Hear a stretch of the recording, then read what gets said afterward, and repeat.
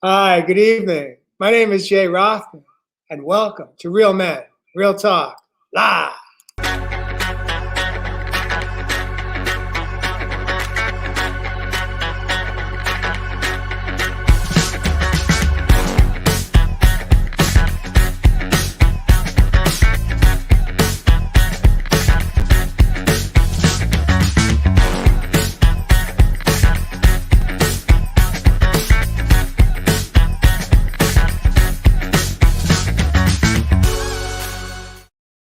Welcome back to the studio and Real Men, Real Talk Live. I am the host of the show. Again, my name is Jay, and I am excited to welcome into the studio, coming in from across the pond, Mr. Evis Love Heath, the man of the land from down under. He calls Australia home. Welcome, Evis Love.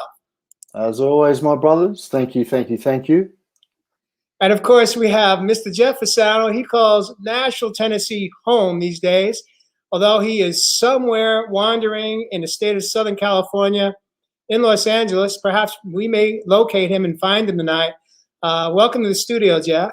I'm great, but I think I'm fantastic. I was looking at, actually, I really don't know where I am right now, to be honest with you.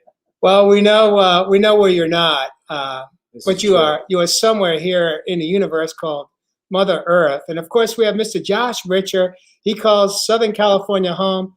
Welcome to the show, Josh Richer. Great to be here with you guys. So grateful. So this is tonight's a special night, and well, let's just say that it's been quite the day, quite the week. Lots going on here in the United States. As we wait for our guests to join us, our viewers, our listeners, welcome to Real Men, Real Talk Live this evening. If you should hear something that you like or love, we invite you to tap your love button on your monitor, that is, and light us up.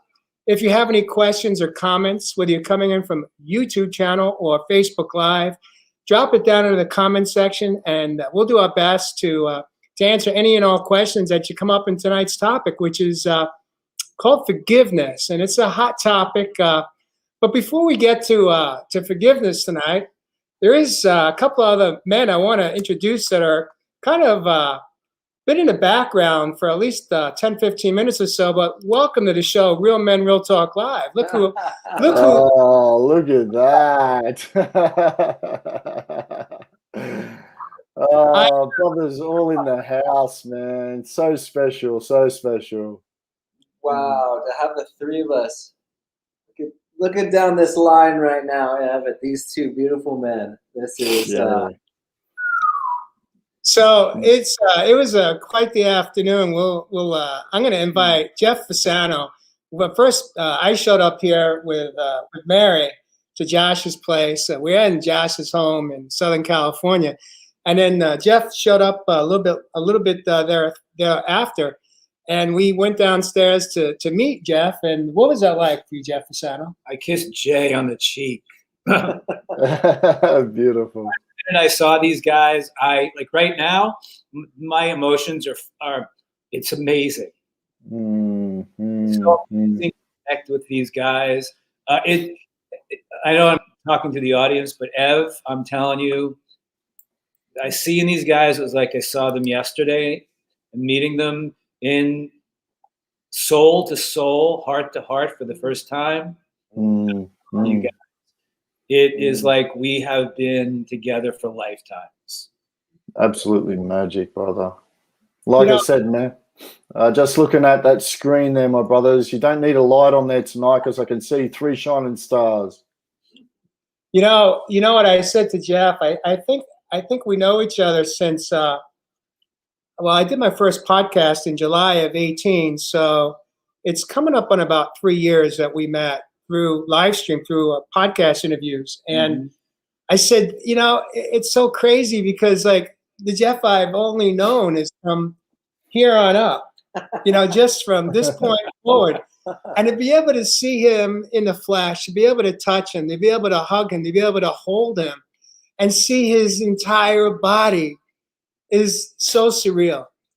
It's so surreal. It's so beautiful. And this for me is a new experience. Obviously, Josh and I met. This is now our third time that we're together live. but the first time for Jeff and I. And it's just, if you have, speaking to you viewers and listeners, if you have many friends that you have met through social media and you have not physically met, I invite you to somehow figure out a way to make it work. It'll just, the experience in that moment is so breathtaking. I know it took my breath away. Yeah. And it's just like every time I look at Jeff, like I just look into his eyes in this moment, and it just boom takes me right into. I could just take it just right into his soul, right here, right now. Just an absolutely amazing experience. So, in any event, real quick, while we're in this moment of gratitude and appreciation, deep appreciation, and Ev, we're coming for you next. Really? Please get us out of lockdown, please. We got another special moment this week too. It was Jay's birthday. That's right. A That's couple right, of man. weeks ago. And all of our beautiful, wonderful soul family, brothers and sisters who watch and love the show, I want you to light Jay up right now. Tell us what you appreciate about this beautiful man right here. He started this all. And the fact that I can just touch you right now, Jay, I love you. Light us up, everybody. Tell us what you love and appreciate about Jay. Because we are just, it is heartfelt here right now. Yeah, man. Yeah. Rhea, I want to take a moment here. Thank you, Josh, for sharing that. It was an absolutely surreal birthday for me as well. Because turning 60, I didn't even know that I would make it to 60, honestly. And then to say it just doesn't feel real because I don't feel 60, you know? And they say it's a number, but it's a number that you still have to, you don't have to, but it's still a reality check. It's still, I think, a reality check of mortality and knowing that we're not here forever.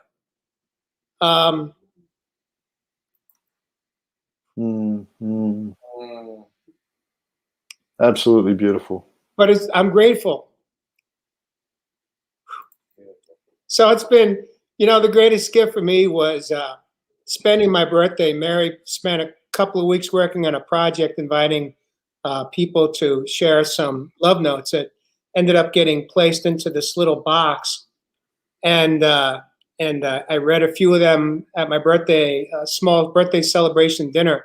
And then I read a few more when we got home. And then the next morning, I finished reading them all. And such gratitude for that experience that I had. Gratitude for those of you that celebrated my moment with me, as well as Mary for putting this amazing birthday gift together for me. And so such gratitude. In any event, this show is not about me, it's about us. So I want to bring it back to us, as in the four of us and our viewers, because our viewers, you are what bring us back each and every week. You inspire us to show up. We love what we do. And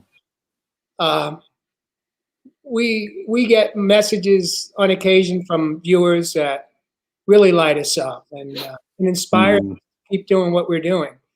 And so tonight's topic is about forgiveness. And you usually do a really good job of just kind of warming us up and getting us ready to deep dive into what is forgiveness about. And my intention for tonight's show is to really share some massive tips, tricks, and tools on how we can kind of come home from the inner bondage that we live in when we feel like we've received a life sentence not worthy of the crime, hurt somebody else.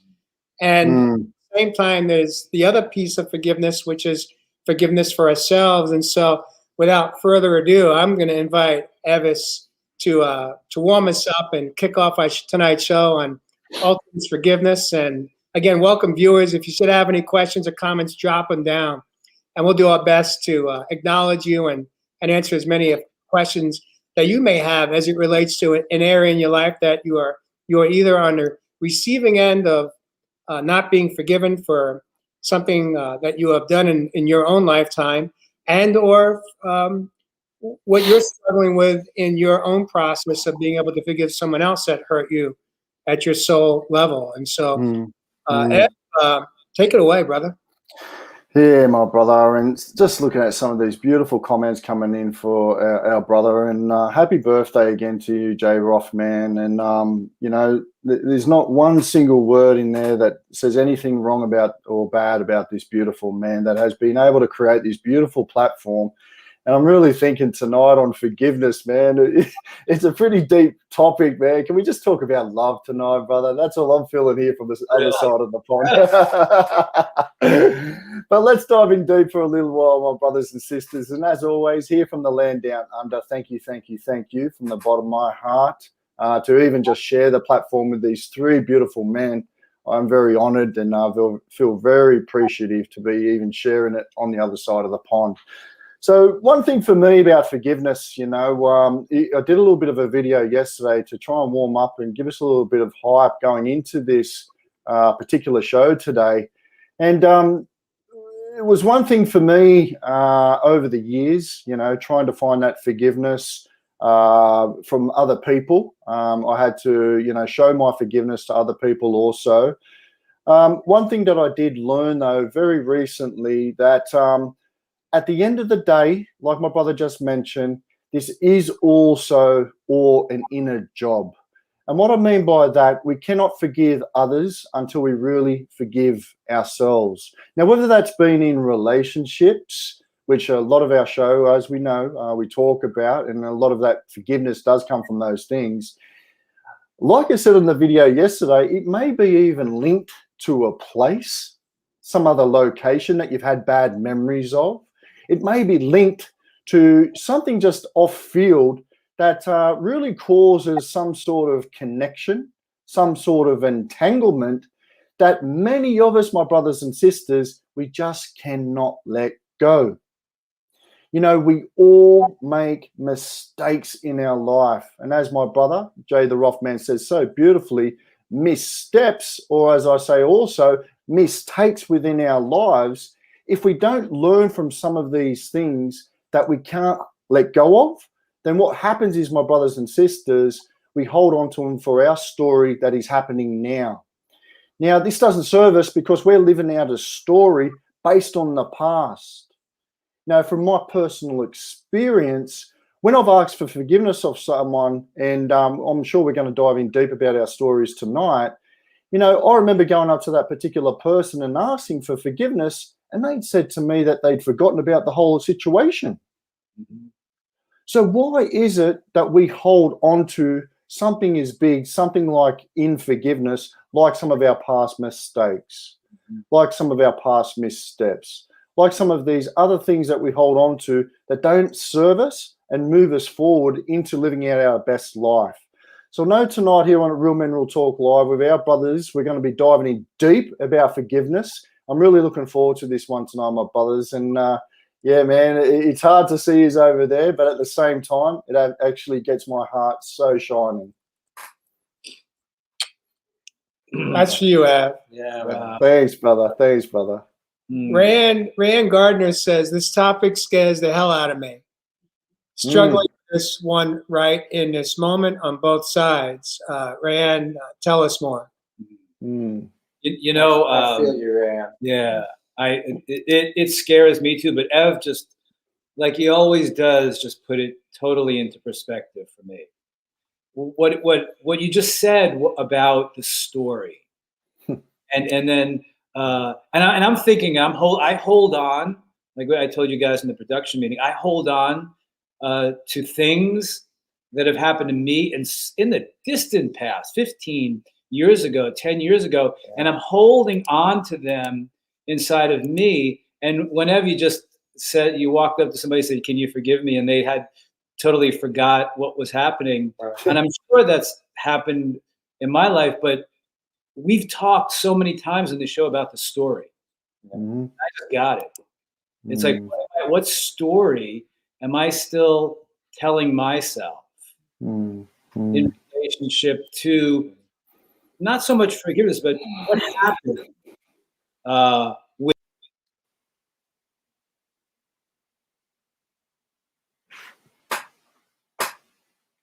it? And which is part of my story.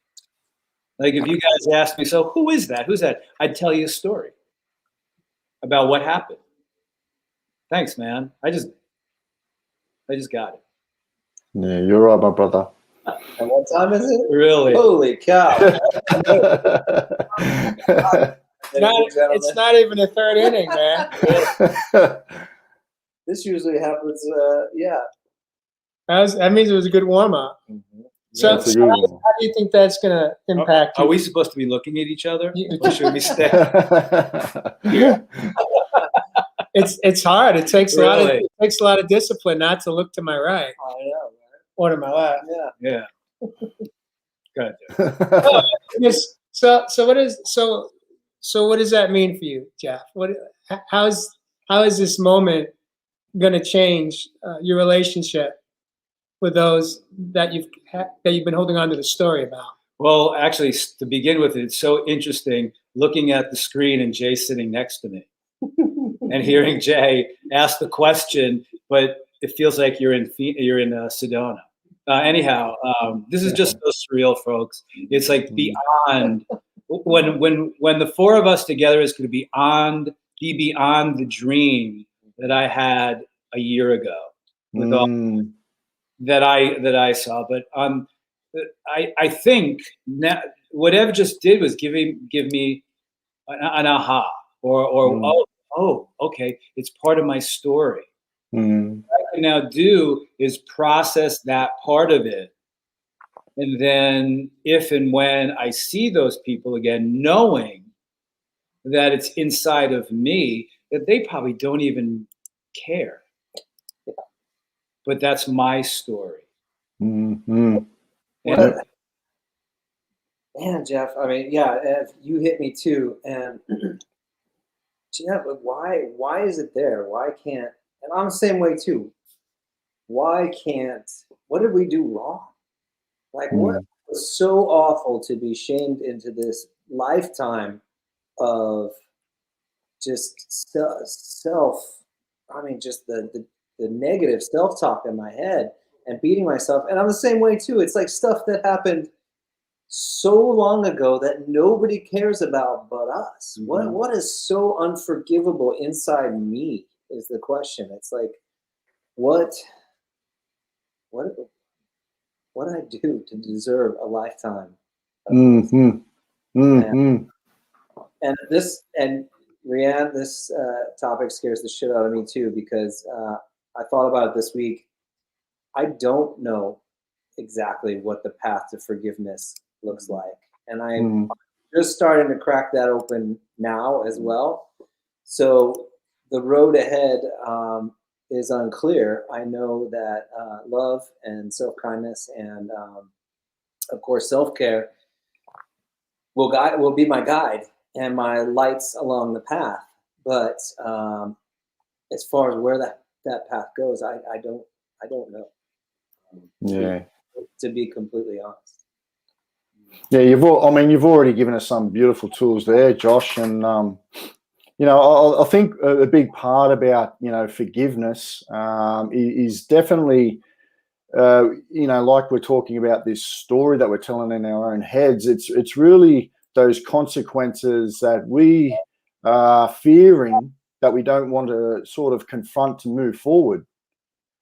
So like we're saying, you may be asking that forgiveness of someone on that angle, or someone coming up to you asking you for your forgiveness, and then not even remembering the story. It's because you've got this story going on over in your head that are anchored by emotions. So this is about emotional intelligence 101 again. You see, because we want to hold on to the blame. We want to hold on to the shame. We get into self-guilt. And really the reality of the situation is that we haven't really taken responsibility for the actions that may have caused the event or situation that is causing this forgiveness in the first place. So once we're able to have that responsibility of whatever event, whatever situation that had caused for you to ask for the forgiveness, and ask yourself what led up to that event. What led up into that particular situation that now I'm asking for forgiveness? That's where we can start pulling the root. And to me, once we start processing some of the emotions that are the deep ones, like I mentioned, the blame, shame, guilt, then we can start getting to the root of what even caused a particular situation in the first place and move forward through some of the tools we're going to share tonight. I want to highlight here, Tracy Smith says, I learned to forgive when my guides taught me to thank everyone who taught me well. Who wants to dissect this one or break it down from your interpretation? Jeff, what does this mean to you? You know, that's great. If we look at everything from a soul perspective, whatever happened, it's what could I learn from that situation? That's wow. It's like, what's the gift? What's the lesson? If we've been holding on to something, something that was in my situation, it wasn't so much what I did, but what I interpreted or whatever. Somebody did something to me or said something to me that I have been holding on to. That hurt inside of me. They didn't hurt me. I felt that hurt. So what in those situations now, what could I look at and ask, okay, what was that teaching me? There you go. Teaching me in the moment. Now, something happened today where I'm just saying, what's the gift? What's the lesson? What's the gift? What's the lesson? And that usually could take time. And now that we've opened up this door tonight, I'm asking myself in my story right now with a couple of people, what's the gift? What's the lesson? And what could I learn from those situations that I've been holding on for 10 years? Yeah. Yeah. That's what Tracy's saying right there. Yeah. And that's that silver lining you can find in everything. Like you said, the lessons, the gift. You know, for me, I've talked about my relationship that caused me to fall a few years back. And it was only recently that I received a letter that I shared with my brothers. And you may as well have called it a letter of forgiveness. And I was actually the person in that particular side where I hadn't forgot about the situation, but I had let it go because I had forgiven myself. I had forgiven myself once again within my life for neglecting me, for neglecting little Ev. So when he doesn't, or he gets abandoned again, you don't feel the same emotions or the feelings, or they don't affect you in the same way. Because I took the gift, I took the lesson out of the separation.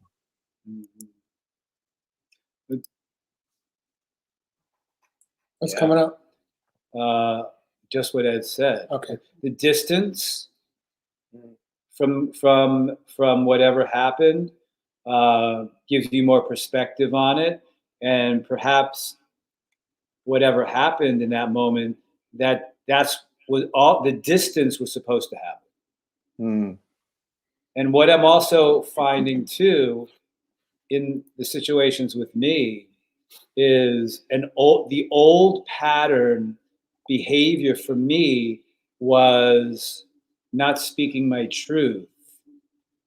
For if I did, it would cause a conflict. So and this might be for others watching. In the moment that these specific things happen, I didn't respond or speak my truth in the moment. I shut down, and their energy was there. And what I'm learning is something unsaid inside of me. I didn't speak my truth to them of whatever they said or did, how it affected me. I never got to say that. That's the challenge for me to let go and forgive, and whatever that is. In those moments when I now think about them, I didn't speak. Mm. They said, they did in the moment, they did it. And I just withdrew inside of myself and walked away. And then over the years, as I started to grow and realize that I can speak my truth without the intention of harm from a place of love, and I'm going, why didn't I do that then? Mm. But that's one of the things that now that I see it, that's what it's bringing up inside of me. It's things left unsaid. Mm. That if I had the tools back then that I have now of taking a breath in and then responding, the old Jeff 10 years ago would have, or 5-6 years ago, would have just lashed out and then blamed and shamed them. Mm. Mm. And you just triggered that on me too, Jeff. Even just today, I was reminded of a situation where when I was first getting into this industry 20 years ago, and I was riding around in the truck with some other set dressers, and they were talking about surfing, and I was a young kid wanting to fit in, wanting to be, in this world with these veterans of the industry, and I said, this was the stupidest thing. I said I had gone surfing earlier with this buddy of mine who had this spot down south, and it was my girlfriend's. She was with the wife of this guy, and so I was kind of new to them, and I just said my friend to throw it out, to fit in, and they go, oh, well, what's his name, and and of course I couldn't remember in the moment. I had met them once, and so I was floundering in that moment. At first, it was just stupid. But Jeff, you're absolutely right. I wasn't speaking my truth back then. I was coming from a wounded place of not feeling enough and wanting to fit in. And so I said this thing. But the weirdest thing, when I was driving home today, that popped up in my memory for no reason. And I still had bad feelings around it. It was like I winced inside because I didn't speak my truth and I didn't stand up for myself and and it was the stupidest moment. Why am I keeping that alive? Why is it coming? Because I was really bummed I didn't speak my truth. And what was the trigger for that to come up, brother? What was the trigger? I was driving on the 405 stuck in traffic. Wow. In my head. But I remember thinking in the moment, I was like, why is this coming up right now? That was so long ago. And so, yeah, I do not know. Jay, enlighten us. Yeah, so I want to take us in another direction right now. Kind of break this down. I think part of the forgiveness process that we all want is to be heard and to be understood. And one of my mentors once said, forgiveness is the apology you may never receive. I'm going to say that one more time. Forgiveness is the apology you may never receive. Now, what that means to me is that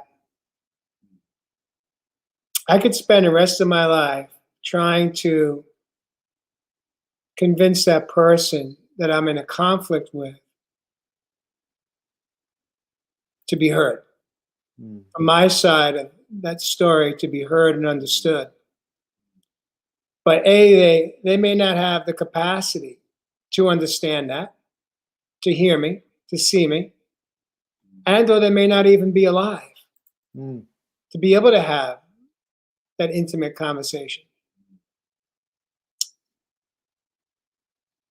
So I think what I took away from that experience is that forgiveness is not for them or the relationship. Forgiveness ultimately is going to be for me. There you go. There you go. And what helps me navigate through that, now it's simple, not easy, because we all have feelings and we have emotions. And if you're anything like me, guys, you know, I get hung up on those feelings of injustice. And something I said most recently to an angel sitting across the room right here, right now, was that at times I feel like certain crimes don't fit the sentence, the life sentence. And I believe part of the forgiveness process is really practicing acceptance. Acceptance that it is what it is. I may not be able to ever come to peace with that individual, a person. And what's more important is that I come to peace with myself. You know, it's kind of like, even in this show, there have been moments where we have said something and it's not heard because we're not ready to hear it. And it may not be until the second time or the fourth time or the fifth time, and all of a sudden, we're ready to hear it. It's part of being human. But what helps me also is to understand and really work on accepting that if I was that person, I'd be right where they're at, based on where they are in their own journey, this thing called life, this thing called relationships.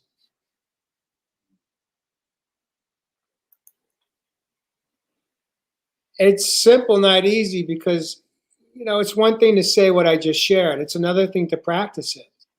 That's right. There you go. But ultimately, I believe that what's helped me navigate in my own process of forgiveness is always holding myself accountable for my role, my part, and examining it and looking at it and saying, as Jeff said, what's the lesson in this for me? Even in that moment of sadness, some type of pain, what can I learn? What can I do differently? It's not about beating myself up. It's about holding myself accountable for my side.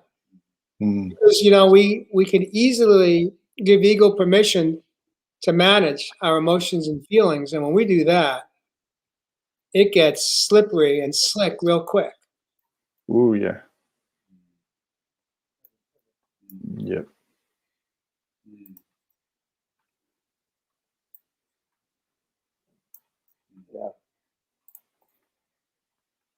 Yeah, 100%, Jay. And what you mentioned there about acceptance too, and I think, you know me, man of my words. When I actually looked at the etymology of forgiveness, you know, we have to look at that word again, my brothers and sisters. It's all in the word. To forgive is to basically comes from a word pardena, a Latin word, which actually English ended up deriving into pardon. And it is to give completely without reservation. When you think about what reservation goes into, what are you reserving from giving? You do have to accept that you may not get the forgiveness, you may not get the apology, you may not get the reply that you were seeking. And that's why I keep saying, my brothers and sisters, this is about the emotions that we have to let go of. So when we're able to process that giving of the forgiveness that we've been able to give, or being able to actually accept a forgiveness from someone else, then we can actually move forward. And, you know, like, I think we've got to really dive into deep how these tools can really help us. I know Brother Josh mentioned a couple of them nice and early. We're always talking about self-care to move forward on some of these things. You know, Jay's talking about some of those tools there.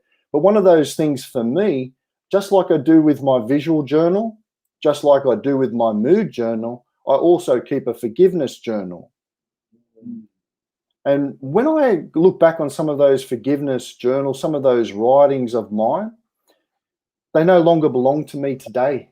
That was me in the past, like I mentioned. It's in history. So I simply rip them up or I burn them. I get them into the ether. I send them away. So some of those other tools, you know, getting back to those values within our own life, where we can then use the forgiveness to be able to reshape some of our goals and intentions that are here, my brothers and sisters, that are here in the now. This is simply getting stuck on old buried emotions that no longer serve us today. I think the first step in all of this, not that I think, but I'm really feeling right now, the first step that you just said, Ev, would be to look at the situation, whether it happened 5 minutes ago or 5 years ago or 5 weeks ago. How did that make me feel? What were the feelings that came up inside of me? What was the situation? And as Jay just said, what's my part in this? And then write all of that down and let it go. How did it make me feel that what this person said or did? And then how did that make me feel? And then what was my response, reaction, or neither of the two? I might have withdrawn into myself based upon where I was at that time. Write all of this down. How did that make me feel? The first step. How did that make me feel in that situation when that person did this or said this to me and didn't respond to it in that moment? And then go within and then write all of that down to even put them across, set up a chair, 2 feet in front of you, and imagine them in that chair and tell them, when you said this, this is how I feel about that. And then that starts to move it and let it go and get it out. And then you can either write it down and then, as Ev did, burn it and then really let it go. But I think that could be that's the first step inside of us, is to acknowledge us first and then move to them. Let me ask you this, Jeff. What about when we've been, let's say, triggered and we've been hurt? We're hurt. We're angry. We're sad. All these emotions come up in a moment by somebody or something that's been said.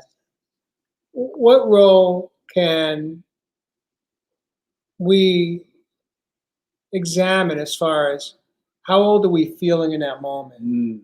Which part of us feels hurt or wounded? Yeah. Is it my younger self? How old am I feeling? Am I really 60 years old? It's hard to hear. Or am I 6 years old? Is it my younger self? Is it little JJ? Or is it my ego? Or is it my higher self? Because when we can identify how old we're feeling in that moment, and we can really examine and admit which part of me is pissed off or angry or hurt or wounded, and how we are reacting in that moment, can that give us the ability to kind of pull back and really assess it and really examine what are we doing to either help it or hurt it? Are we creating more of a storm, or are we willing to release the storm so that we can allow the sun to rise? Right. That's great. That and what I'm really liking, folks, is Jay's right here. And what's cool about this, folks, is yeah, right here, brother. Look at that. Beautiful, beautiful. To feel not looking at the screen and seeing Jay and feeling the energy and I just had so many visions in that moment of what this show is going to look like soon when the four of us are together. The thing about it, what's so cool about now, folks, and I know that I'm getting off the track. It's okay. You can go. We'll meet you on the other side of the track. You're in someone's living room, which we are right now, and you're just having a conversation together. We've been doing this on this screen for so long that I'm so fixed in the screen that I turn and I'm feeling Jay and Josh, and we're just and I'm looking in Jay's eyes when he's asking that question, and it's so much more real and profound, and I can and feeling it, and then all of a sudden I could feel Jay, and we're not talking to a screen, we're talking to each other, and it is just amazing. It's like we're just hanging out in Josh's living room right now, having this conversation. And anyway, I don't know where I was going with that, but it's just the energy of us. Like Jay was just asking that question. You know, Josh is sitting there, I'm sitting there. You know, pick up a book. We're having this amazing conversation about something that's so important. Something that, you know, then I photographed the wedding. They're not saying how was the wedding. We're talking about things here that are really important. And I know, Ev, that when you're here and the four of us here, and we're not on this, we're gonna do the same thing. Yeah, man, 100. It's just, this is amazing, folks. We have just taken this connection that the four of us have to a whole new level. Oh yeah. Oh yeah. Just the beginning, my brother. Just the beginning. And as Ev said when we first went on the air, let's make the topic about love. Yeah, man. But is that, you know, and they both do tie together, actually. Because can we truly love ourselves? Truly, unconditionally love ourselves if we haven't forgiven? Is it possible? I think I know my answer. Wow. Is no. Right. That's deep. That's deep, man. Really. Give him a cuddle for me, Jay. Give him a cuddle for me, brother. What's coming up? Coming up. Love that, man. The answer's no. Yeah. Yep. The answer's no. Do you think when would that time be, my brother, that you feel you could give you that self that love for forgiveness? I hope soon. I like the journal idea, Ev. Yeah, it's a beautiful one, brother. If I was there right now, man, I'd be looking you right in the eyes. I'd give you a cuddle, and I'd just say, Josh, you are enough, brother. Yeah. Remember that. You're enough. Can you say that to little Joshy inside right now, out loud? Yeah. Say it to Joshy right here, right now. Tell him how you feel about it. You are enough. You are a special being of light, full of talents, gifts.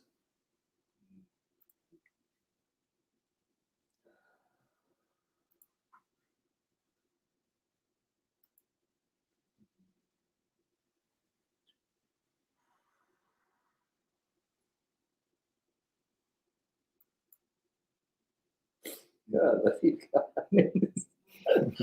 Yeah. The fact that we can have these conversations, not only with each other, but with ourselves. and this loving space that we're holding for each other and all of you. Ah. I'm going to invite you, Josh, just to take a nice deep breath. Mm-hmm. Allow yourself to let it drop in so you feel it, not in your head, but in your heart.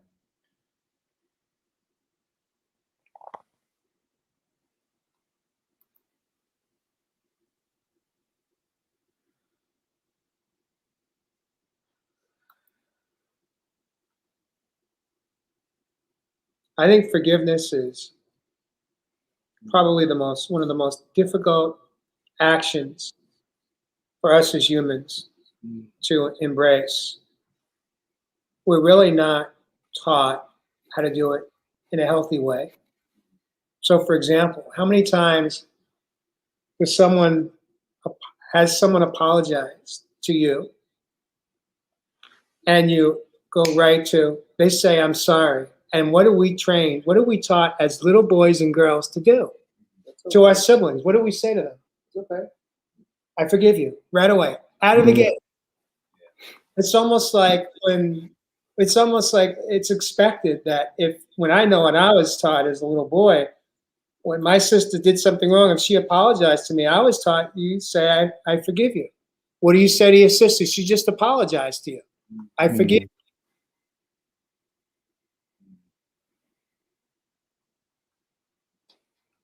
How often in that moment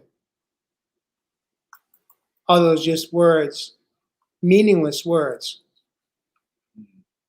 but we really haven't forgiven. And in that moment, it's our way of dissolving conflict that we don't like as humans.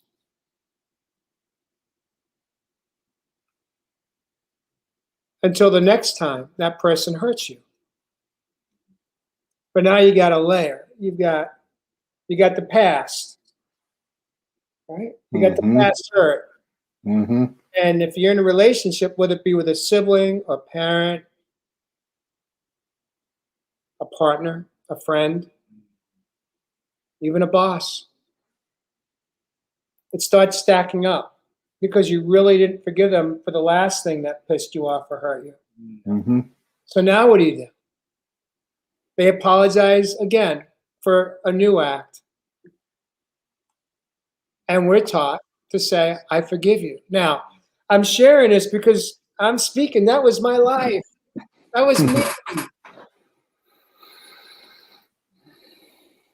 And what I've learned how to do in a healthy process of forgiveness in my own life today is to thank that person. Thank you for apologizing to me. There you go. There you go. It means the world to me. I appreciate you so much. Can I give you a hug? At no point did you just hear me say, I forgive you. No. Why is that? Because what I've learned is that just because they're ready to ask for forgiveness doesn't mean that I am truly ready to forgive.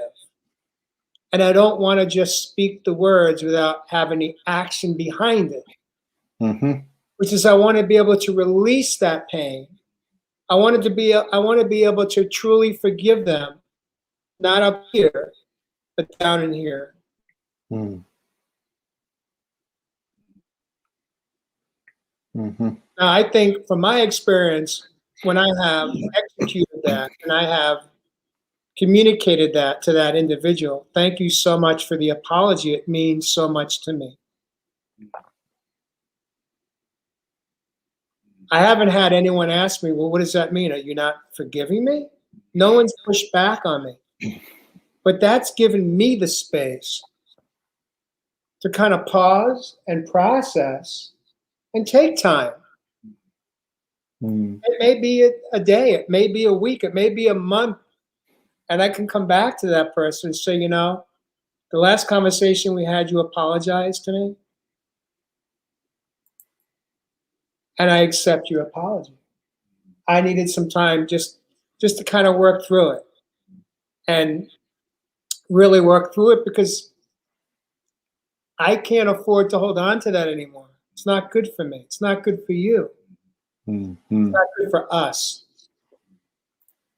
That's a power tool that we haven't been taught in many of our homes.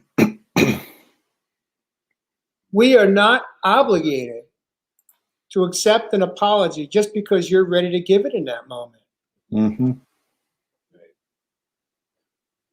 What we can do is honor them and respect them and thank them. But by no means are we obligated just to say the words if we don't really mean it. And I don't want to say anything I don't mean today.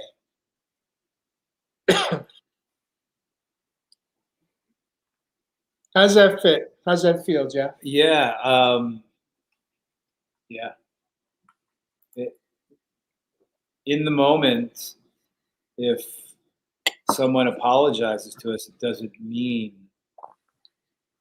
first of all, it's about the action behind the words. It's really important. I think it's up to us as feeling beings in that moment. Are they just paying lip service to us, or do they really, really mean that? We don't have to answer that question in the moment. If somebody says, I'm sorry, I really apologize for this, we could say thanks and then move to a place within us and start to feel that. And we could just also right now ask ourselves, when I apologize to someone, because when we are apologizing to someone, we are taking responsibility for ourselves in the moment that we may have said something or did something that we went, wow, okay, maybe I reacted, maybe I said this. And then all of a sudden, as far as growing in the moment, and if we did something in that moment, if we are, then we might have reacted in a place of the wounded child. And then all of a sudden we come back to the here and now as the adult and saying, wow, what did I just do? Oh, I need to take responsibility for that. And you know what? I have a choice here. Should I apologize? Should I not apologize? What should I do? And then, you know what? I really, really need to speak to them and apologize for my actions, because I see what I said. I hear what I said. I see what I've done. I'm not really sure how they took it. That's really not my responsibility. But what my responsibility is to me in owning up inside of me, and then saying as the adult, you know what I said in that moment, I really apologize for you. I don't know how you felt about that, but I really feel I need to apologize to you for that. And then it's coming from our heart space and it's not lip service. Yeah. And then it's up to that other person, whatever they're going to say, oh no, don't worry about it. Or, you know what you did say hurt. And let's talk about it. If it needs to be talked about, if there needs to be some communication, and then let's clear the air, or let's let that go, and then we both come to. But these are adults speaking. We might have reacted, like I said, through the wounds of the child. I want to just put up here real quick. Katrina May says, Jeff, we always talk about learning to forgive, but we never talk about living with not being forgiven. Right. That comes back to, does the crime fit the sentence? And what I know is that we don't have control over where someone else is at in their own, let's call it mental health, and how deeply hurt or wounded they are. And here's where, Katrina, I'm continuing practicing living in acceptance. But I do want to share a story with all of you tonight.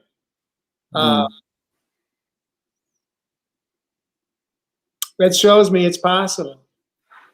Less than a week ago, I hadn't seen my ex-wife since my son got married, coming up on 4 years ago.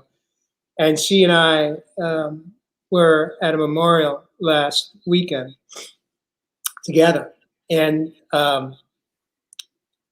she asked me where I was staying. And I told her, well, we're in transition. We're going to be leaving where we're staying, and I'm not quite sure where we're heading. We've been traveling. We've been in SoCal now for just over 2 weeks. And well, I was blown away because she said to me, well, if you need a place to stay, I have a pull-out sofa. You're welcome to stay at my place. And in that moment, I just said, thank you so much. I really appreciate that. And I said to her, I'd like to pause on that and I'll get back to you.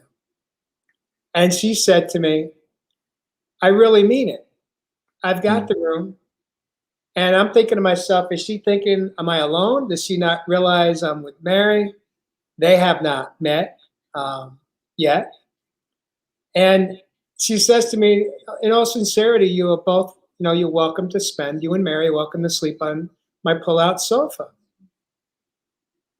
This is, in that moment, I was in incredible gratitude because I never saw, not that I was waiting for it, but I never anticipated that type of invite coming from my ex because there was so much hurt and wounds and pain between the two of us. And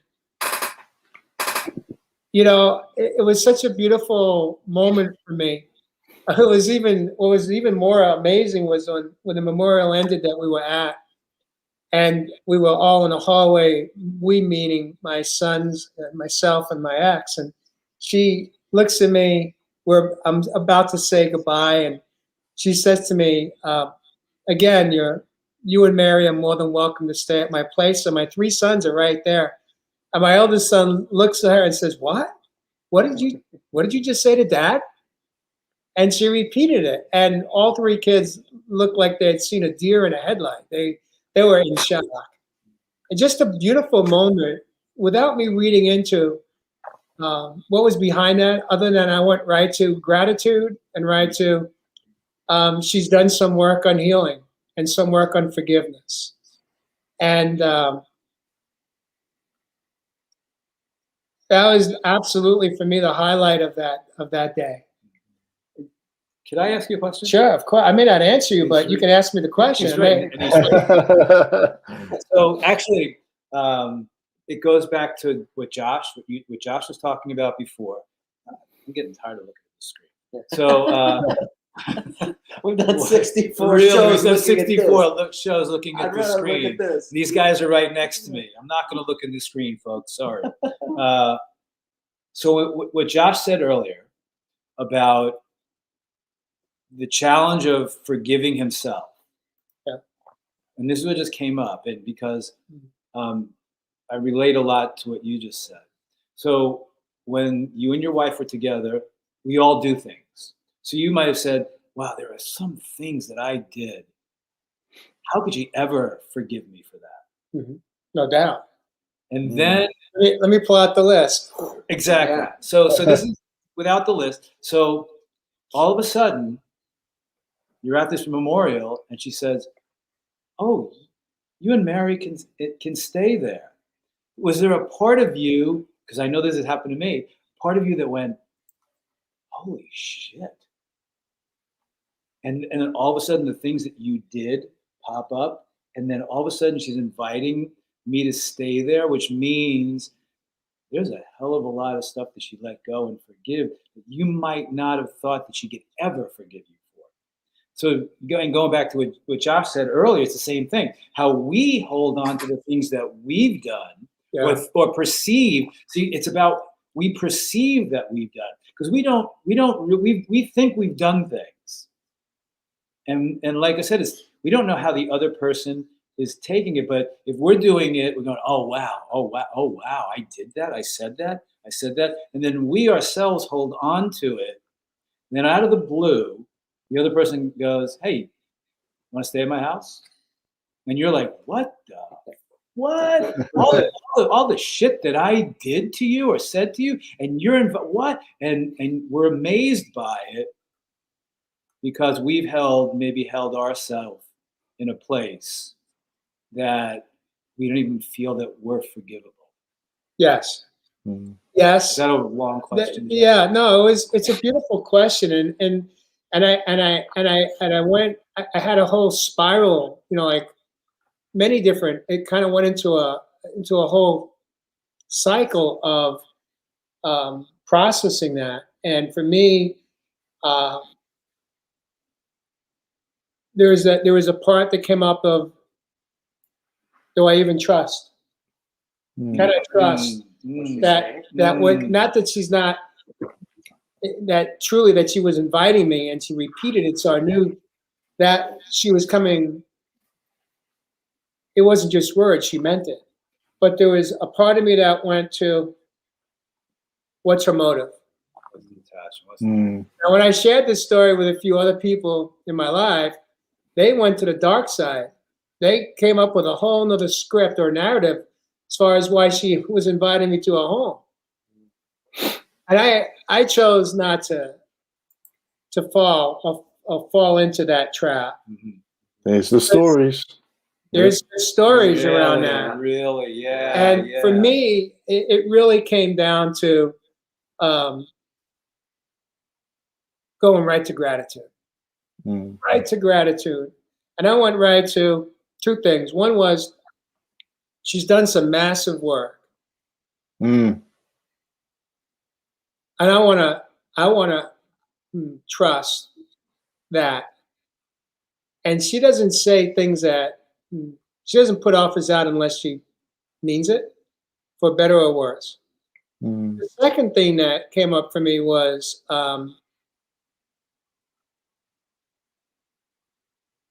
I actually presented it to Mary. I got in a car. I was like, you're not going to believe what just what unfolded. And I told her, and I said, what do you think? Would you even consider that? And I said to her, because one of few things can happen. This can actually turn into an incredible healing opportunity for the three of us. Or she could have the best intention, but it could also unknowingly bring up things that just she's not ready to deal with emotionally, that could spiral into a bad situation for her. Right. And Mary said something that was absolutely beautiful, and we were done. The conversation was over. She said, well, before we get into bed, I think we ought to date. And what she meant by that was, before we agree to staying and having a sleepover, Yeah, I love that. Yeah. let's meet for a cup of coffee. Let's meet in a restaurant. Let's meet in a neutral space where we can feel the energy. We can see the energy. We'll know pretty quickly what's really going on. Is she ready? Are we ready?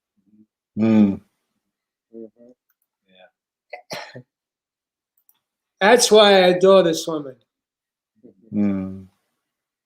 That's why I love this woman named Mary Kelly, because she got it. And that's a beautiful metaphor for all of us.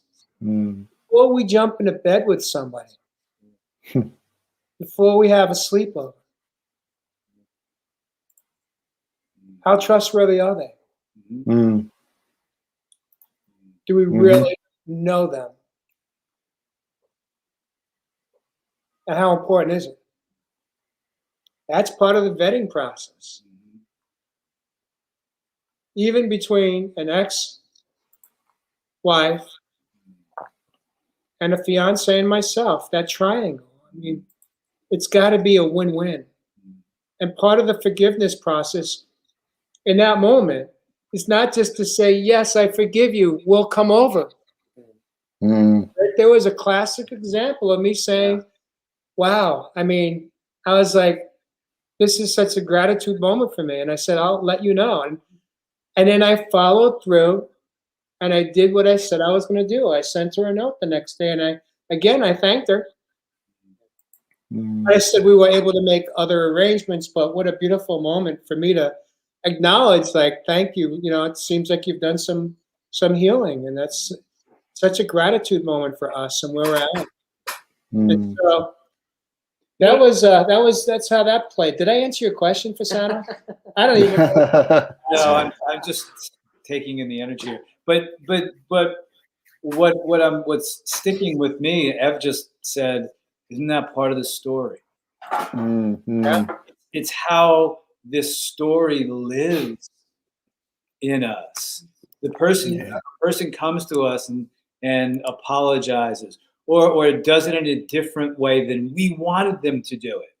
You know, maybe that person said, in using Jay's ex-wife as an example, and then all of a sudden the story comes up.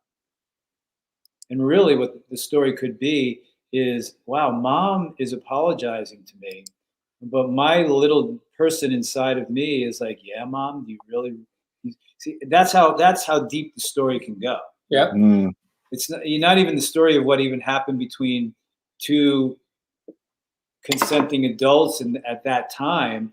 It's really what is even in the deeper story of when that happened, right? You know, in a way, and it's that story that comes up as opposed to taking it on face value. And then I know for me, I would have probably, gotten right into bed. But Mary says, oh, let's date first. Let's just meet and let's see where that is and be with it. When a person apologizes, or in their own way, you could feel a shift and change of the energy between you and that person, even though we're saying, you know what, you did this to me, and this is what happened, and you know what, you need to apologize to me right now. Well, that's not the way it may go down, but it may go down in a different way, and then we have to notice our story coming up behind. That's the one, brother. That's the one. Josh, I want to ask you, do you have any stories that come to mind of how you've navigated through forgiveness of either yourself or someone else? Yeah, that comes to mind that I mean, like one of the tools I used early on, because my depression and anxiety was absolutely from my internal self-talk. That critic who couldn't forgive me for those actions and kept beating me up repeatedly. That house of 1,000 corpses that I talked about a couple of episodes, that house of death, where I killed myself over and over and over and over. And I did when I left the parking garage after almost jumping. I really thought about it because I was learning about brain rewiring at the time, and what I learned was that if you hold an idea in your prefrontal cortex, the brain gets really tired of you burning energy and will implant that idea after about a month or 20 some days. And so I thought about it. I was like, what do I want? What was one word that encapsulated my emotional crash, that downfall? And it was the word should. I should have seen this coming. I shouldn't have done that. I should have. It was littered. I used it against myself in the past, the present, and the future. And so I was like, that's it. I want to eradicate this word from my language. So for a month, every time I said the word should in a sentence, I started to become aware of it first. And I realized it was littered all over it was like a minefield in my internal as well as my external talk when I was speaking to other people.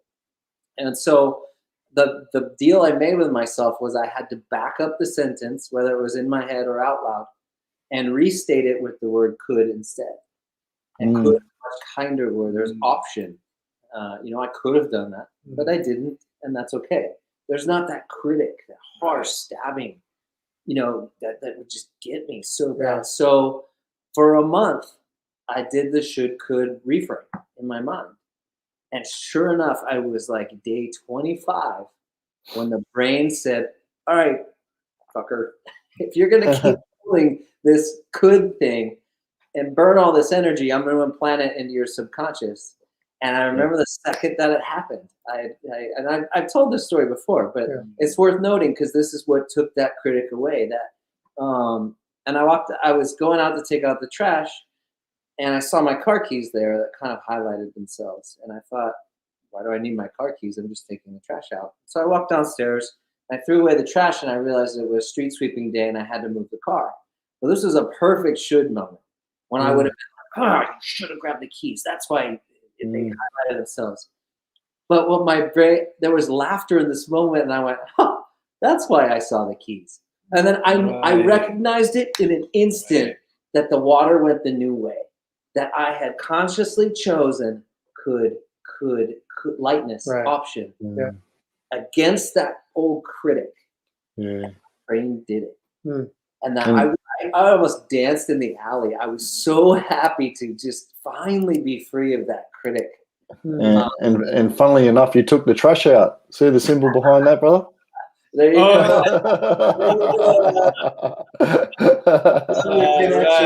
I love these connections. It's all metaphors, brother. So that, if I had one tool, that would be it. I want to take a moment here just to welcome our viewers this evening to. Excuse me, Jay. We're back to the show now. I want to shout out to a few people. Greg Battersby just celebrated a birthday, same birthday as mine, June 30th, different year, but just wanted to wish you a happy birthday. Hope you had a beautiful day honoring yourself and your life, and found peace within of where you're at and the growth that you have embraced in your own healing journey, this thing called life. Want also, a couple of shout outs. I want to shout out to a few people that opened their homes to both Mary and I over the last 2 weeks, including Josh Richard, this amazing, beautiful, younger man sitting right next to me here. We're going to spend the night. We're going to have a sleepover, another play date tonight when we wrap up being live on air. I want to shout out also to Joe and Gabriella, as well as Mary Korn, who opened up her home, and it just was an absolutely beautiful host. Nothing but love shared with both Mary and I. We came in as acquaintances and left as friends. And just this absolutely beautiful host to both Mary and I. And I don't think if I missed anyone along this trip here, it's been an amazing couple of weeks. A lot of lessons, a lot of bittersweet moments, but a lot of beautiful moments as well. And of course, Brett Potter. We also met. Brett Potter is another man who we met on this trip. I know Brett almost 3 years. He was a prior guest on a podcast. I invited him to talk about his life story, and we got to meet last weekend, and face to face, and just an absolutely amazing, beautiful man who we got to connect soul to soul. And so, thank you for taking the time out of your schedule to meet with me, and to have that moment where we can just look in each other's eyes. And so, guys, we are over the hour this evening. I've let this one go because I don't know when we'll be together. 3 out of 4 of us together. Ev, I want to ask you, because you're with us, but how has it been for you? Is there a part of you as little Ev? Where are you at? Do you feel left out at all? Do you feel like you're missing out? What's really going on for you in this moment? How does it feel to be with us, but to not be with us physically in person? What has it been like for you?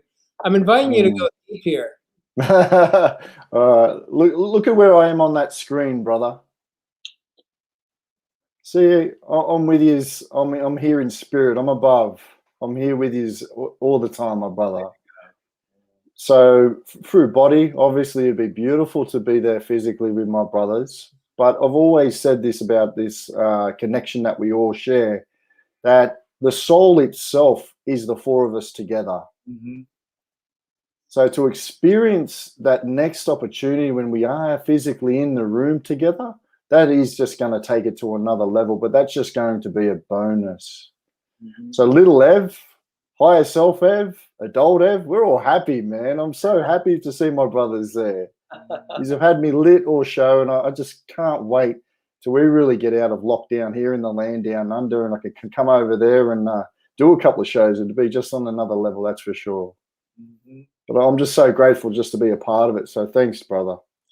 Thank you. Thank you for sharing that, Ev. I also want to do a quick shout out to Carrie Crary, who celebrated a birthday just a couple of days before mine. Yeah. I reached out to her and did a video chat because I wanted to see her. And it was a beautiful moment for me and for Mary to connect. What else? If anyone else had a birthday this week and I'm not aware of it, happy birthday to you. I do want to share, before we go to our magical chair segment, the wrap up for the show tonight, the gift that I got this week was one that I thought was so beautiful because much of the time in relationships, we don't say the things that we want to say to somebody at the deeper level, express our gratitude and how they have touched our lives. And for many people, it doesn't happen until they have transitioned, until you hear it in a eulogy. Mm-hmm. And many times, family members aren't even aware of the stories that come forward until the eulogy is shared. And Mary took an idea that was shared with her, to her, and she ran with it. And it was an absolutely beautiful gift that I received. For me to receive a 21-page document that was cut up into little notes that was then placed into this beautiful box of words expressed of how I've touched many of your lives. I started to read it as it was gifted to me in a restaurant. And I think I got through maybe the third or fourth message and the tears came. And then I looked over, I was having dinner with Mary, and then Mary Korn, who's a viewer of ours as well, viewer and friend, who we spent time staying with, and we were all crying. And I knew in that moment, I mean, there was not an empty seat. I just realized that, we could continue this at home in the privacy of a home, but it just touched me so profoundly. And what I invite you to do, viewers and listeners and friends and family, is don't wait until someone has passed to express to them how you truly feel. Send them a note. It doesn't even have to be their birthday. Let them know how you feel about them. And what was beautiful for me was that it came to me because one of the experiences I had from receiving this amazing gift was that I feel, now this just could be my narrative and my script, that my sons don't know me. They know the dad that I was. They know the father that I was. They know the husband that I was based on the stories they've heard and their experiences, but not the man that I am today. They know the man that I was prior to I started on my healing journey. And I asked Mary, I said, I think what would be really beautiful would be for you to email my sons this and invite them, whether they save it and read it at another time when they're ready, or open it now and read it now. For them to get to perhaps see the side of me that they haven't been open to see. To get to know the man that I have become through my own healing journey of mind, body, and soul. So that they don't have to wait until I am no longer here to see how I have committed to making amends for my own life choices that I made that hurt other people. That is my way of asking for forgiveness for my own sins, for my own pain, and being able to give back and inspire others through the work that I do today. And that's a huge part of why I show up today.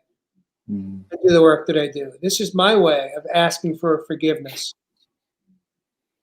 and touching other people's lives.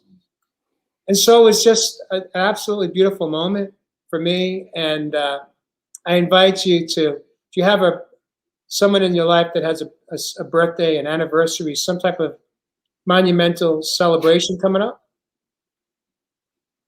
gift them this. Gift it to them. Create a box of gratitude coming from people that they have touched in their life. But in any event, thank you for that. I want to invite each one of you guys. I'm gonna put. Let's see. Tonight, I'm gonna put Jeff in a hot seat first, and invite. Who wants to ask Jeff a question regarding forgiveness? And you have 2 minutes to answer the question.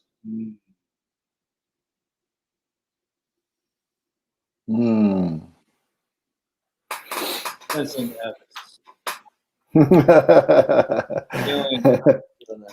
I'm feeling Evans. What's coming up for me, my brother? What's coming up? I think one story that you've shared a couple of times on the show, Jeff, and it always touches my heart, is the story that you shared with your relationship with your father.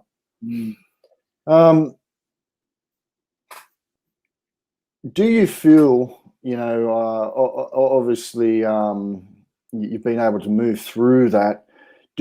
What was the biggest thing that helped you move through that forgiveness side of things with your father and you as in the relationship as the inner child? It was really getting in touch with a child and realizing that it wasn't Jeff. Even it was around in my late 40s, mid to late 40s, that I began the process of changing, not so much healing the relationship with my father, but changing it. From the little kid, Jeff, the 10-year-old, 5-year-old, 15-year-old, looking up to Dad, making him superhuman, making him responsible for everything, wishing and hoping he would say that I was a good baseball player, that I loved you. And when I started the process of shifting that and shifting my relationship with him, it began to unfold where I had to, and I've said it on this show, things I said to him, things that I had to cut off, things I had to actually say to him. And I've shared the big moment on this show is when I yelled on the phone, "Would you shut the bleep up?" And that's what began the process, because I finally let out what the 12-year-old wanted to say, or the 8-year-old, the 15-year-old wanted to say. And then I started to shift my relationship with it, where in a process, it became an adult relationship. I was no longer looking up at Dad, looking for him to help me. We eventually became best friends. But I had to do it, because he wasn't going to do it. He didn't know how to do it. So when we commit to this process of growth, of moving within, we can shift that relationship with that person. And it was just, I was fortunate that my father, because my father was he was an amazingly deep person who said things that blew me away. He he started to feel the shift. And there was something, if you guys don't mind, that just popped into my head. My father got sick, and I was living in Manhattan, and he was living in New Jersey, and he doesn't remember. He never remembered me visiting him. And one day, we're in my parents' living room when they had their condo in New Jersey, and talk about someone who held on to things. And he looked at me and he brought that up, and I went, "What? What? I was there. I was in the hospital when you were there." And he doesn't remember. And he thought he never got to actually talk to me about it. And in that moment, and this was 20 years after that. I was in my 20s. Yeah, there you go. It was amazing. And he goes, "Oh, you were just thinking about yourself." And my mother looked at him and said, "He was there." And my father never got to actually speak to me about that. But the great part of was that I had moved to a place within me in my 40s. Where I looked at him and I didn't say, "You're crazy, you're nuts." I said, "Wow, Dad, let's talk about that." And we talked about it, and then it shifted. And that was the shift in the relationship with my father, that through my intention of growing within me to move into the place of the adult, to shift my relationship with not only my father, but with even other people, that's when that shifted. But the wonderful part of it is that my father got it. Yeah. He got it. And he was like, and as we just became friends, and I said to him in that moment, "Dad, if something comes up, talk to me. Just say it." He held on to that thing for 20 years. 20 years. And I didn't even, and here we go. I didn't even remember it. There you I was go. like, "What hospital were you in?" I don't even remember that. But how he held on to it. And that shows you how even, what is the mirror in that moment? Okay, what am I holding on to? Boom. Even with my father. "Oh, Dad, I remember walking into my Babe Ruth game, and you never said, he could have looked at me and said, 'Oh my God, that was 25 years ago.'" So I hope that answers your question. Yeah, brother. And there's just one little bit, second part of that. Through all of that beautiful forgiveness for your father, has the beautiful man that we see sitting here today with us, my other two brothers, so beautifully sharing the room with you, has he been able to forgive himself for his past missteps, setbacks? Oh, that's a work in progress, my friend. Beautiful, beautiful. Thank you. Wow. Even something that happened today, I'm sitting here going, I should have done this. Why did that happen? What's going on with that? And I go with the internal blame and shame thing. That's a work in progress. Thanks, brother. All right. Thanks for speaking truth, sir.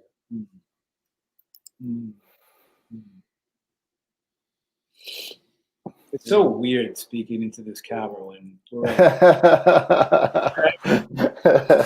We lost our shot, a widescreen shot. I'm not sure if we lost battery because it's. Yeah, I might have died. Yeah, Might have died up we there. died up there.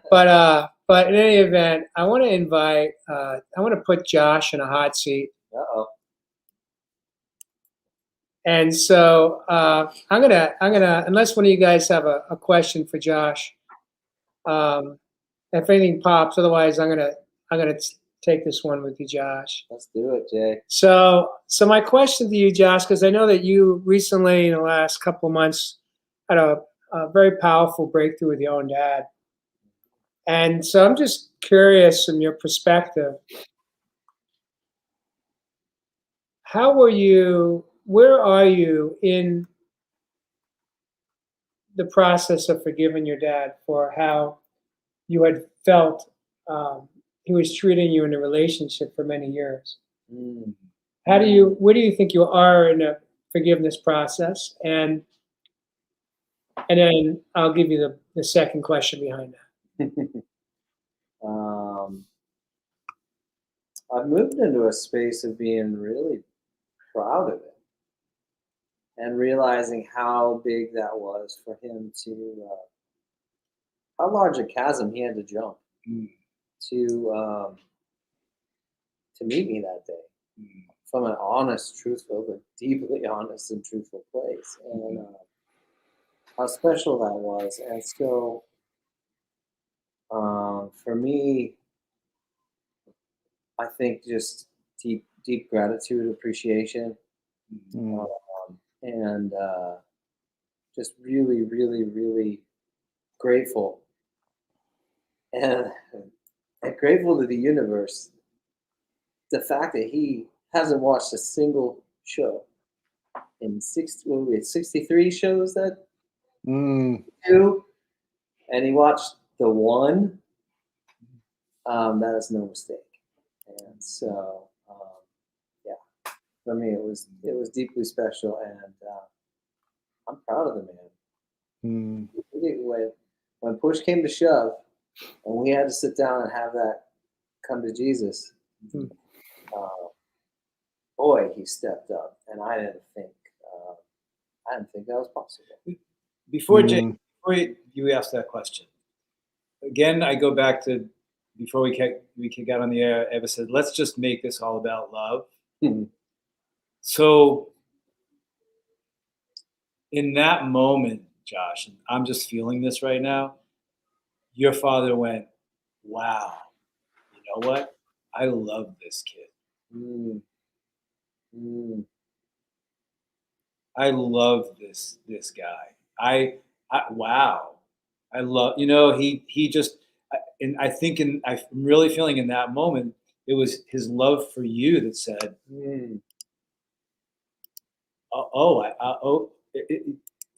like I can't even say it. It's like the feeling that he loves you so much that is why he opened up.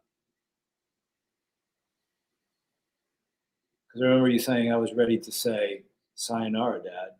I'm done with it. And his love for you said no.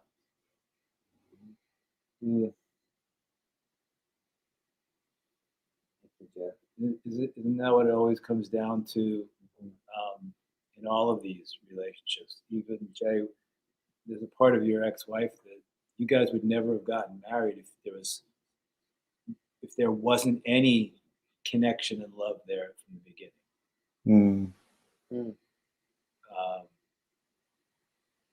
I just wanted to say that. Yeah. Love it. It's interesting you bring that up, Jeff, because about Josh and his dad, because sometimes parents and children, Josh's story is not so unique. It's unique because it's his story to him, but it's being replayed in society every day, every year. And I know a number of children, adult children, that have parents that they're not able to reach that I had able to get through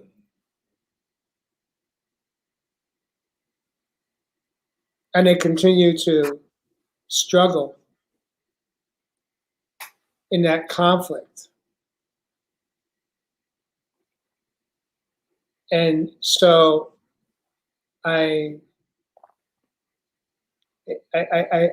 don't know how, I don't really know where to go with it other than just to acknowledge it. It's like, I feel your pain. Mm. Fortunately, not everybody has that, I'll call happy ending.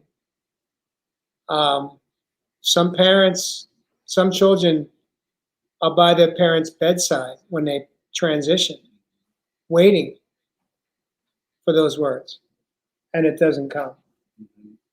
I've coached some of those adult children. And so I'm not really sure. I'm really not sure if there's a magic bullet, if there's that one thing that's said or done that penetrates the heart instead of the head. But I know it worked for Josh. Mm. You know, for him, it was about shock. His dad needed to be shocked into a reality, which was, oh my God, my son just told the universe that he's ready to walk away. Mm. He doesn't know what else to do, but he can't continue to have this type of relationship where he's not being heard and or honored or respected as his son. Mm. I share a similar story where I had to do some healing, some repair work with one of my parents as well. Mm. And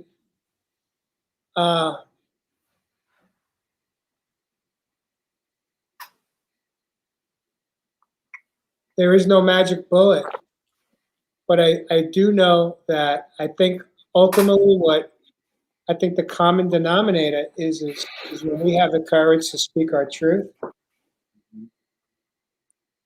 and be willing to set boundaries with a parent, but also be willing to accept that if it's not now, it doesn't mean it's forever. It just means right now, right here, they are not ready. Or I'm not ready. And that's the universe showing me in that moment that it just means I need to do more work. Put the focus back on me and do the work. And so, thank you, Josh. Ev, you're up. Who wants to hit Ev with a question? I got Hit me up, brothers. I'm going to stay in the, I'd like to stay in the, since we're all talking about our relationships with our fathers. As you asked me, Ev, when, and you just shared with us a couple of shows ago about seeing your father again, and when along your path did it come to you to let go and shift the relationship with your father within you, not that he has shifted his relationship with you? When did you say, you know what, I need to process what I need to process, and I need to shift my relationship with him? When did that happen, and what was the process for you to come to that place as the adult? Yeah, man. And what a process it's been, like we're all sharing here tonight. You know, one of the big key moments for me, my brother, was when I started to accept that his past mistakes weren't my today. When his past wrongs were not my wrong.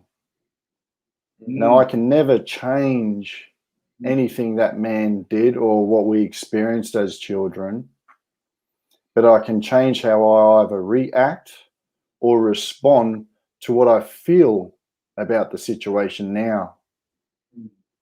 You know, I still see my brother holding a lot of pain from a lot of the stuff that we were experiencing and exposed to. And for me, like I mentioned, when I was able to accept that whatever I experienced from someone else, whether it be my father or anyone else, they weren't my own. That's not what I was choosing to be here right now. So it was over time. Because as that child, yeah, we look up to that role model within our lives. We paint such a big picture of what we wanted to be, that hero that we saw growing up.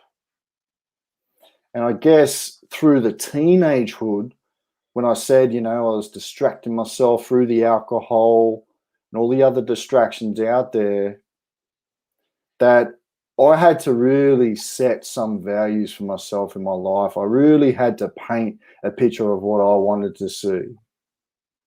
So I got back to, like I said, those values. I got back to those goals, those intentions that I wanted to see for my life, not for anyone else, even if they are close as they are. And I was personally able to disconnect,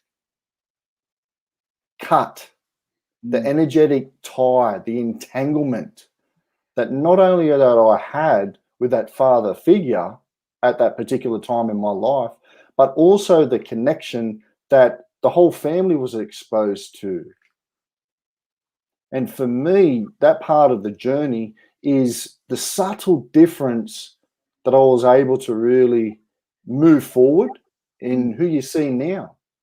And it may be compared or as opposed to something my brother had witnessed exactly the same, but through his perspective, he's personally still holding on. And that is fine. That's okay.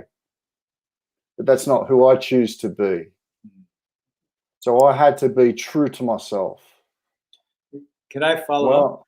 Yeah, brother, please.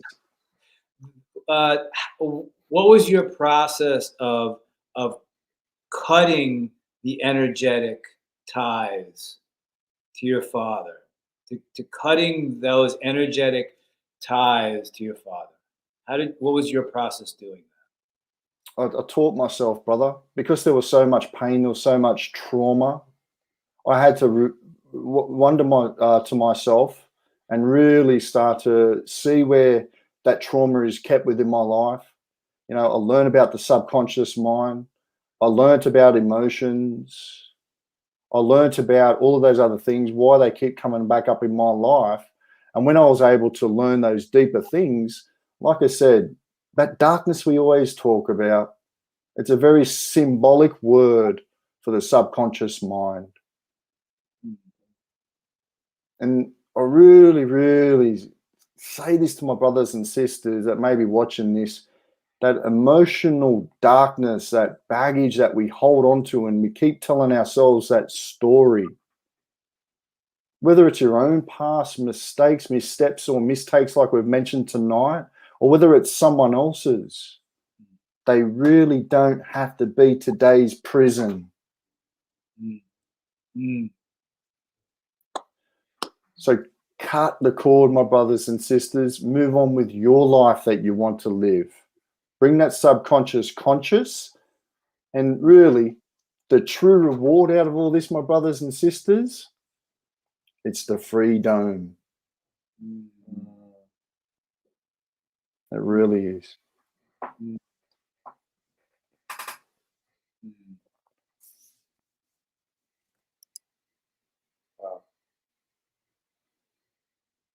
What do you think of that, Ev? Katrina says, I had to stop seeing him as my father, but as a hurt adult child. Beautiful. And that's pure awareness. It takes, hey, Katrina, how long did it take you to get to that place where you could see that? Because that's a process that we are, whether we know it or not, we're moving towards to get to that place, that to see that our parents have their shame, their judgment, their wounding too. Mm. Just when we move into the adult, they can see that through the healing process. Mm. So Katrina says for her, it started in her teens, but I like what you said. Our parents' pain can be turned into an energy drink. Does that fall under toxic cocktail or? Oh, it's one energetic drink, all right, sister. Wow. Yeah. It's so true when we wrap compassion. You know, Yeah. they don't know what they don't know. Mm. We're all doing the best we can with what we know at the time, including myself.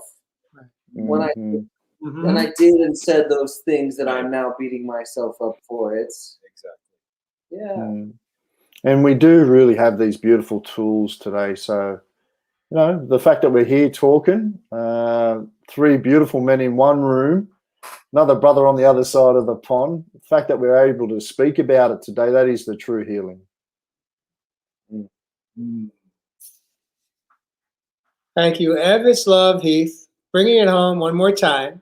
Across the pond, we call the land down under. All right, I'm up.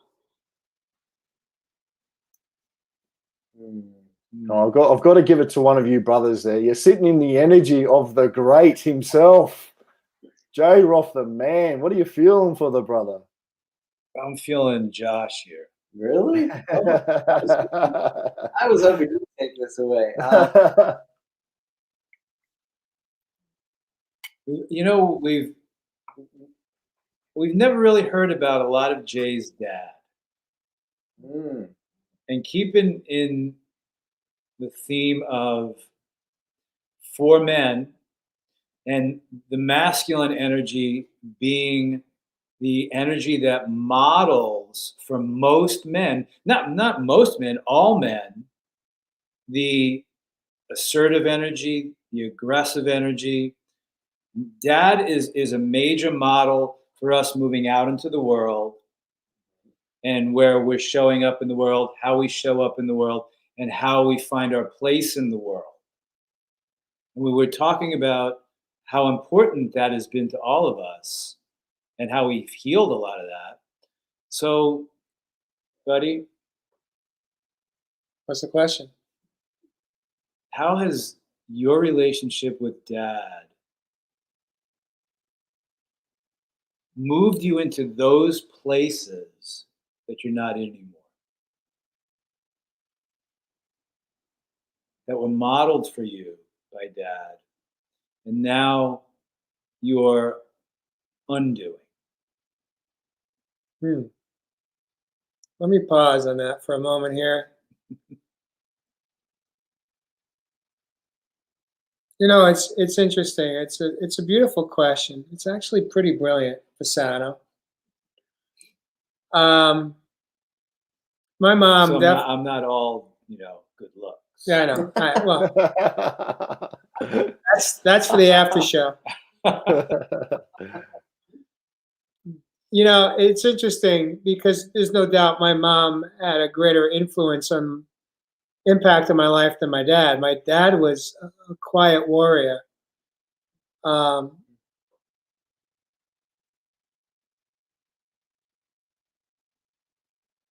I didn't understand my dad. And I think on a subconscious level, I held my dad responsible as an adult, as a young adult. I was angry.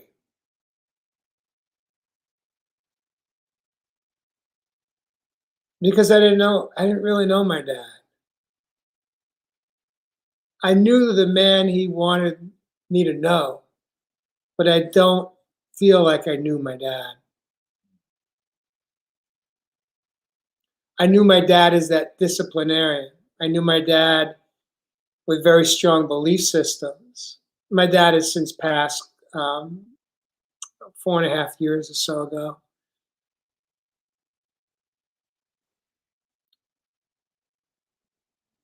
And it really wasn't until I started really deep diving into to self-discovery, of exploring. Where did I come from? Who am I?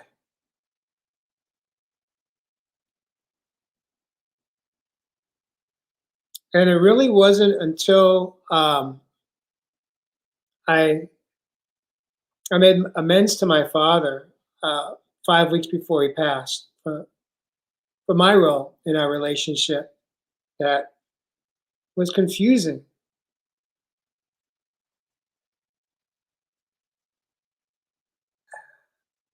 And I've said this to my two of my sons, maybe all three most recently, is that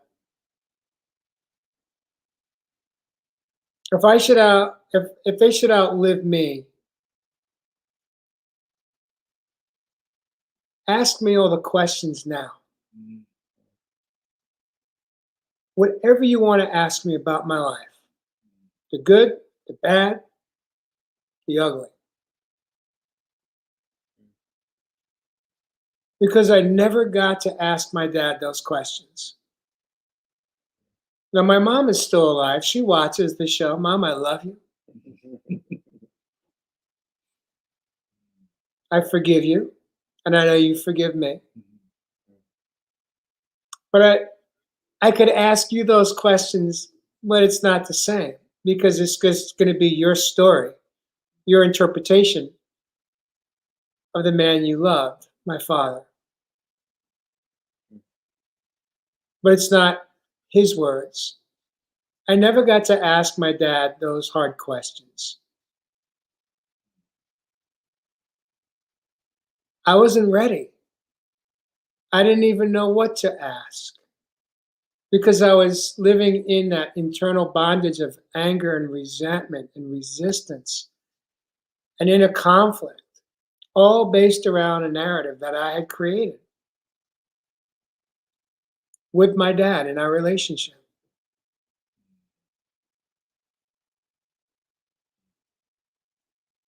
And so I invite you to do what I just done with my own three sons. And my oldest boy, just last week, we spent a couple hours together alone. And he started to ask me some questions. And I hope he continues. And I hope my other sons continue.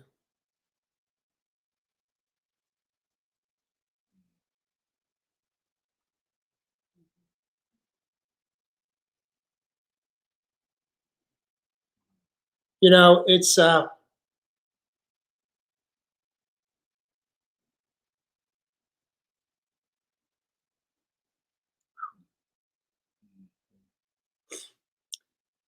these are tears of gratitude, not sadness.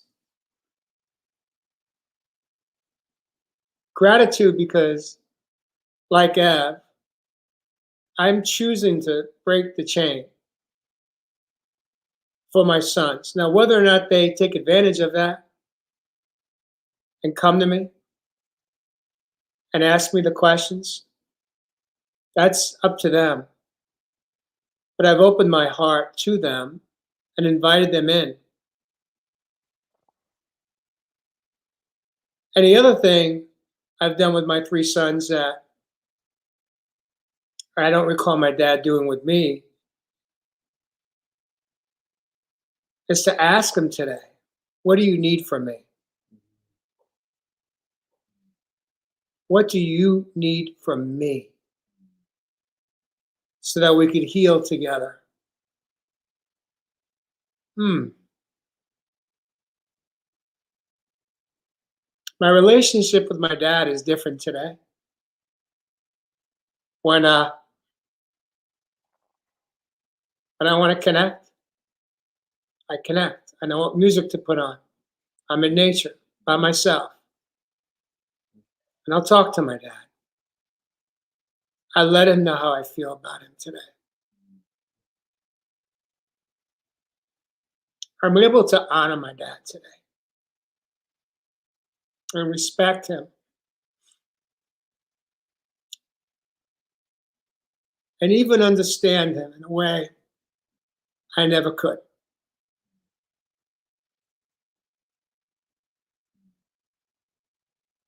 I love my dad.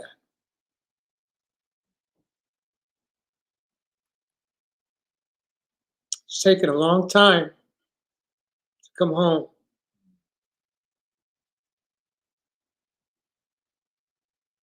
This is what forgiveness is about.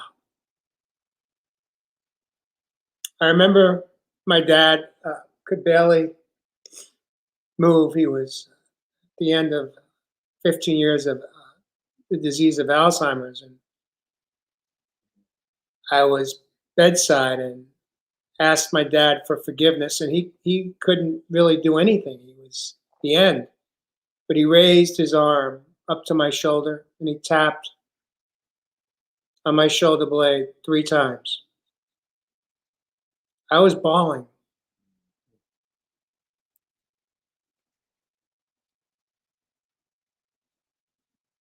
I know he heard me then, and I know he hears me now.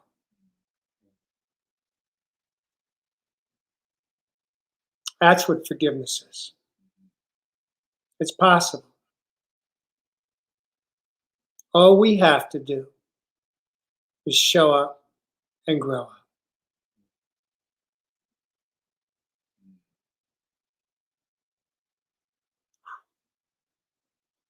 I hope I answered your question. I don't even know what you asked me. I just learned a Jeff, lot. get in here. I just learned a lot right there. Here we are. Look at those beautiful gentlemen there. Absolutely magic. I'm putting my arm out right now because this is where Ev would be. Yeah. Josh, you have to do it over this side, brother. There you go. I feel like I'm in there with the boys. Well, we're coming up on 156. Holy Wow. cow. We got 4 minutes. We might as well round it out. This why not? You know what the heck? We're doing this. We're doing this because we love what we do. We're doing this because we're sharing our life journey. Every once in a while, I'll meet a man that doesn't understand, that has no freaking idea what the hell we do. And then they push back and they challenge us. And that's okay. They're not ready. This is right here what love is. This is brotherly love. Mm-hmm. I never had a brother in my life. I didn't know what it could feel like to love another man.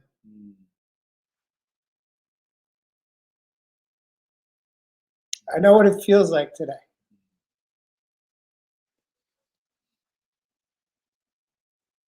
And it's beautiful. It's love. And I don't have conditions for Josh or Jeff or Ev. I only have one request every week. Show up and be real. Be vulnerable. We're only as sick as our secrets. And this is not a sick room. Not here, not now, not today. I hope our viewers heard something tonight. I hope you heard something tonight that begins your healing journey of forgiveness for someone that may have hurt you at your soul, at your core, at your heart.